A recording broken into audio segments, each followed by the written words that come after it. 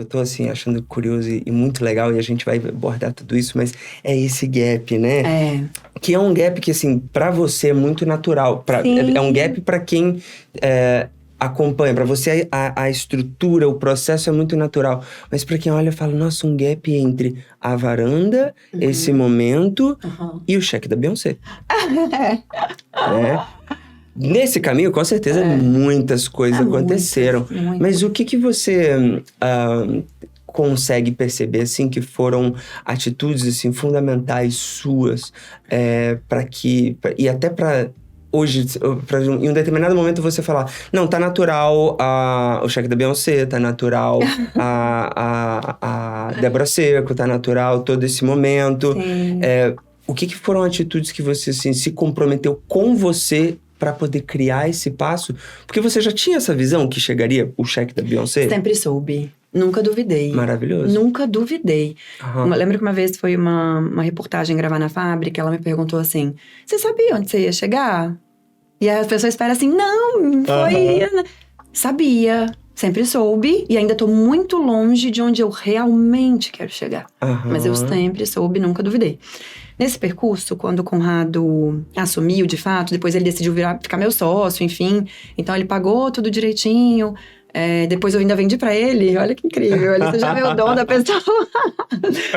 Mas, só pra contextualizar você um pouquinho melhor, quando o pastor deu esse dom, poucos meses depois, a gente abriu uma primeira loja na Praia do Canto, né? Era uma sala muito pequenininha, mas já com tudo como funcionava na minha cabecinha, sabe? Eu queria um fundo pra fotografar o meu vestido. Então, ao invés do rodo dourado com papel de parede no papelão, eu preparei, de fato, esse fundo, sabe? Não era tanto dinheiro, na época foi, acho que 30 mil reais, mas que a gente conseguiu fazer algo que transmitisse esse conceito. E na época, todo o estoque que a gente tinha, o Conrado também criou catálogo, vendeu. A gente conseguia mandar isso para outras lojas no Brasil. Eu lembro que a gente vendeu para uma loja em Vitória, a loja vendeu e não pagou, e aí foi o primeiro calote. Então, assim, acho que a história do empreendedorismo, Márcia, sendo bem sincera, ela sempre vem acompanhada de dores, assim. Difícil você olhar um empreendedor que fala, acordei, tá tudo ótimo. Muito pelo contrário, eu acho que essas dores vêm, de fato, vêm forte. Principalmente se você estiver começando e tudo for ainda mais difícil, tudo dói mais. Eu lembro que o calote na época foi 16 mil reais. Pra mim, aquilo era o mundo.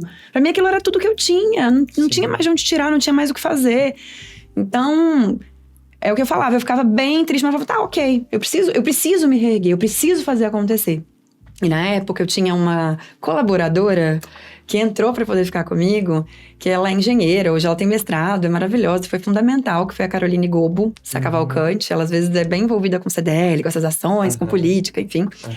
E a Carol é engenheira, então ela conseguiu organizar na época a Lei Infância, e como eu tinha a Nestlé, não tinha sistema, mas eu pensava, minha empresa está nascendo pequenininha, mas eu já tenho que preparar essa empresa para ser grande. Então, eu tenho que ter aqui o mínimo de... Eu trabalhava com sistema na época, né? Com SAP, com TOTOS, enfim. Eu falava, eu não tenho condição de ter isso, nem tenho demanda para isso, mas eu preciso já preparar a Lei Infância, Carol, como uma empresa que vai ser grande.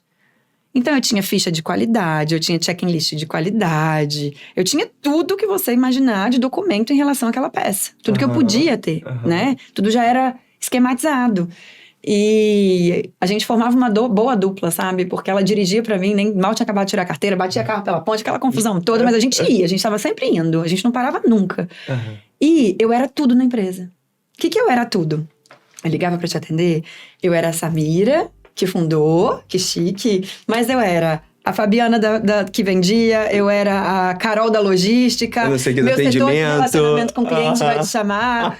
E é loucura, porque tinha hoje... 5 alter egos ali, uma personalidade pra cada um. A do atendimento, por exemplo, era super, mas a do financeiro, ela era... Regrada, era cobrança, outra voz, né? Que 90 graus e vamos. A cobrança...